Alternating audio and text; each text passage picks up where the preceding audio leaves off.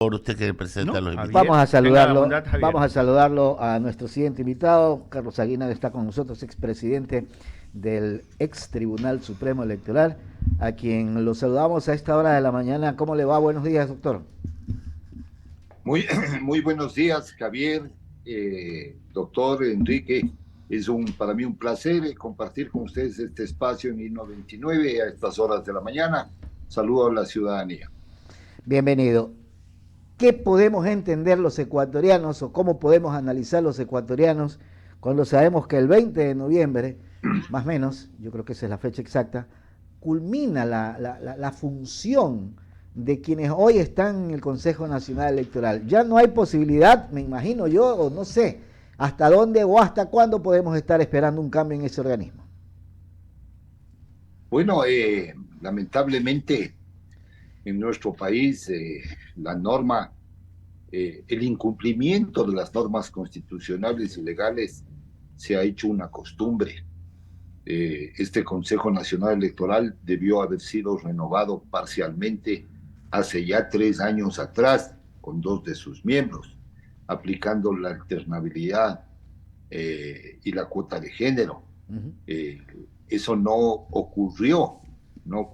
El Consejo de Participación Ciudadana y Control Social no cumplió con esta norma y esta disposición. Se convocó a un concurso para la renovación tardía de estos 2 miembros que prácticamente no ha avanzado.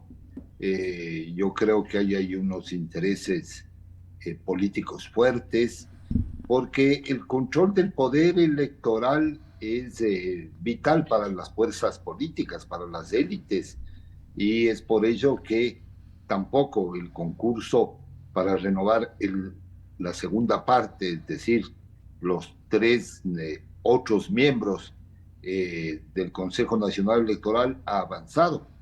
El artículo 218 de la Constitución establece que el Consejo Nacional Electoral se integrará por 5 miembros que durarán 6 años en sus funciones y que se renovan a mitad de periodo, a los 3 primeros años 2 y en los siguientes 3 años 3.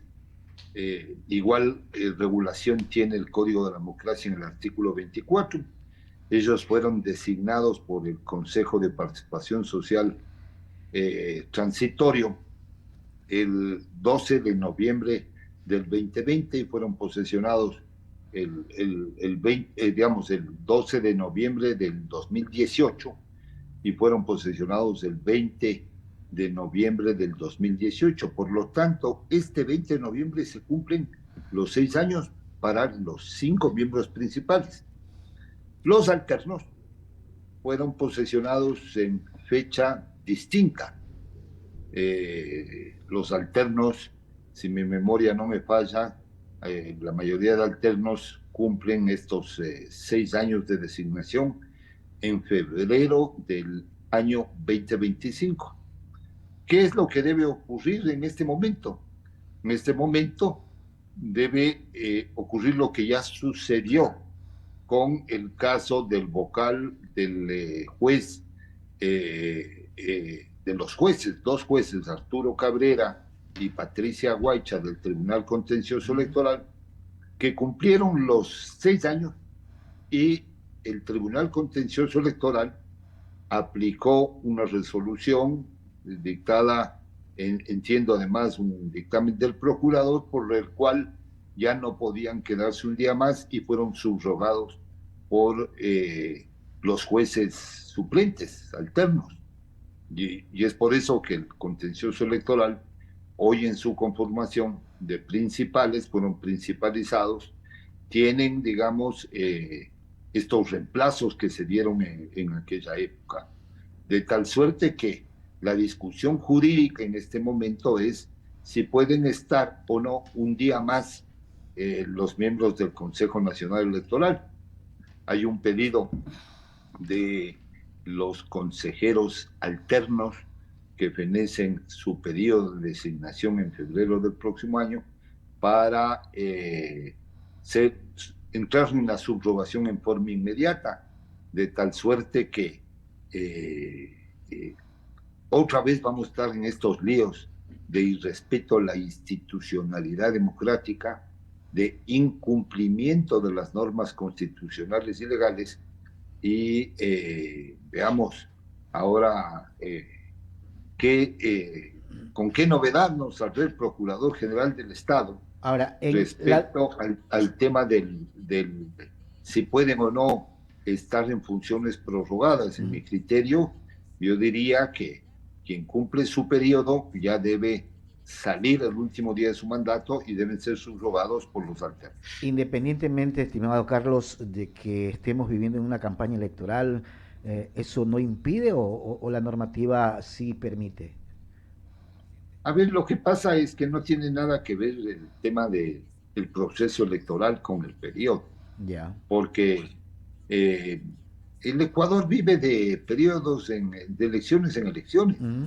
Vea, tenemos elecciones a mitad de periodo, cada 2 años, las elecciones seccionales, las elecciones generales, estas que están convocadas, hemos tenido elecciones anticipadas, hemos tenido consultas populares, es decir, el deporte nacional del Ecuador es vivir en procesos electorales que, como está mal configurado el sistema político electoral, obviamente esto genera inestabilidad y no abona a la gobernabilidad. Y es por eso que estamos en permanente conflicto, en permanente a ver cómo le atacamos al que está en el ejercicio de sus mandatos, tanto a nivel de democracia nacional como de democracia local. Ese es el deporte nacional, no hay madurez democrática en la clase política, los intereses que tienen priman más sobre los intereses políticos, los intereses económicos, los intereses de control del poder político. Entonces, por eso es que el Ecuador no tiene despojes, ni salidas, ni reglas adecuadas para que sepamos que nadie se puede quedar un día más. O sea, legalmente el 20 de noviembre se tienen que ir, no es que se tienen que ir, tiene que haber un cambio, porque no hay un impedimento desde el punto de vista jurídico que le diga, es que no puedo porque estamos en campaña y hay que esperar que termine la campaña y por lo tanto sigo en mi función. O sea, legalmente cumple, para eso están los alternos. Los alternos están para reemplazar a los principales. Pero esto no es nuevo. Por falta definitiva o por falta temporal. Y en este caso debe operar ya la subrogación definitiva. Deben salir los principales y entrar los alternos que quedan. Pero además, me parece que quedan 4 alternos, no están completos los 5. Pero en el caso de la consejera Nájera, me parece que su periodo termina en febrero, es decir, con el resto de alternos, de tal suerte que bien se podría aplicar la norma de subrogación definitiva, pero aquí hay otro tipo de intereses más allá del cumplimiento de la norma constitucional y legal, y esos intereses son obviamente intereses del poder político de mantener a esta estructura del Consejo Nacional Electoral por las elecciones, por los acuerdos que deben existir. Deben existir acuerdos justamente para mantener a esta estructura hasta que termine el proceso electoral. Estimado Carlos, le voy a dar el paso al abogado Ramiro Cepeda para que continúe con el diálogo. De mi parte, muchas gracias. Carlos, ¿cómo le va? Buenos días. Buenos días, Ramiro. ¿Cómo está usted? Bien, gracias. Usted que no tiene pelos en la lengua. El tema del señor Topic está en sede judicial por resolver. Un acto de prudencia es que esto se resuelva de la manera más expedita posible, pues la incertidumbre es peor que una mala resolución. ¿Usted cómo ve el tema a nivel de interpretación de cómo se está llevando el tema, se está demorando? Y segundo, a nivel del fondo, de que si tiene o no tiene la capacidad de ser candidato el señor Jan Topic. Bueno, ahí hay un tema que es de fondo, que tiene que ver con las inhabilidades para ser candidatos. Antiguamente se establecía en la Constitución del 98 y en la regla de la ley de elecciones antigua, no la actual, sino la anterior, se establecía que quien tiene contratos con el Estado, sea en forma directa o indirecta, para obra pública, prestación de servicios, y para adquisición de bienes, no podían ser candidatos porque había un conflicto de interés. Entonces, en el Ecuador mucho se debatió esta prohibición, y acuérdense ustedes, habían radiodifusores que tenían las frecuencias con el Estado, eran unos descalificados y otros ni siquiera les topaban, ¿no es cierto? Había una aplicación indistinta de la norma, no había una aplicación estricta de la norma. Cuando viene la Constitución del 2008, en el artículo 113, le quitan la palabra directa o indirectamente. Entonces hay que tener contratos con el Estado al momento de inscribir la candidatura. El problema aquí son varios problemas. Es un problema ético, un problema político y un problema jurídico. El problema ético radica en que está muy mal que quien quiera ser candidato lo que hace es traspasar sus acciones a un tercero, a un familiar, a un amigo, a una compañía, a una empresa en el exterior en forma temporal para poder ser candidato, pero sigue siendo dueño de la empresa. Es una simulación que se utiliza para poder ser candidato y efectivamente lo traspasan, ¿no es cierto? Cumple con las formalidades de tipo legal, pero eso no quiere decir que no ha dejado o no de ser propietario o dueño de dicha empresa. Este es muchas veces acuerdos que se dan y que después son retomados, porque además son empresas que tienen un movimiento financiero importantísimo en relación a la economía del sector en que se desenvuelven, y evidentemente la candidatura frente al interés particular económico, la candidatura lo que hace es cómo alcanzo el poder político y me elimino de este requisito. Pero hay un problema ético. El problema jurídico es que si es que traspasó esas acciones, esos contratos, ¿no es cierto? Y mucho se ha hablado de los contratos de los radares, los contratos de Manta, los contratos de la empresa Telconet. Tendrá que determinarse por parte del juez si es que efectivamente existe una especie de transhumancia societaria para evadir la causal o no, y con ello poder ser candidato. Y eso depende de las pruebas. Lo detengo ahí para poder explicarle a nuestra audiencia, porque la terminología legal a veces no se procesa por nuestra audiencia de una manera correcta.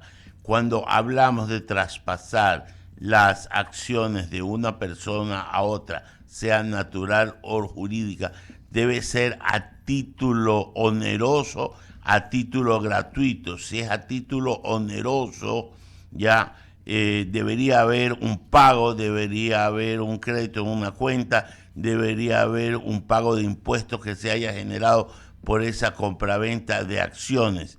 A título gratuito debería haber un causante que la pase al beneficiario, y también, si es a título gratuito, debería haber una donación. Ambas cosas deben de tener un sustento para la ley. La pregunta es, para desmenuzar el tema, ¿esto existe? Bueno, efectivamente, lo que usted señala, Ramiro, es la prueba de cómo se realizó este tipo de traspaso, ¿cierto? con qué documentos hizo la transferencia, sea a título gratuito o a título oneroso.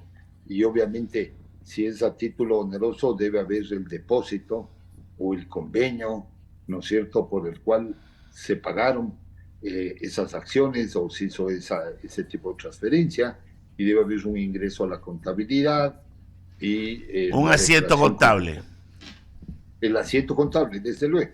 Igual en el caso de a título gratuito, ¿no es cierto? Debe haber la causa, el motivo, el por qué, si es una donación, si es entregó un usufructo, lo entregó, cómo lo entregó y por qué lo entregó, ¿no es cierto? En este caso, yo no he leído ni he visto tampoco los expedientes de los traspasos del señor Topic. Entiendo a su hermano o alguna otra persona más, pero el juez está en la obligación de verificar, de validar esta información, pero también depende de que quien impugnó, quien planteó el recurso, debe también probarlo. La No carga de solo la prueba. Claro, la carga de la prueba es para quien planteó el recurso.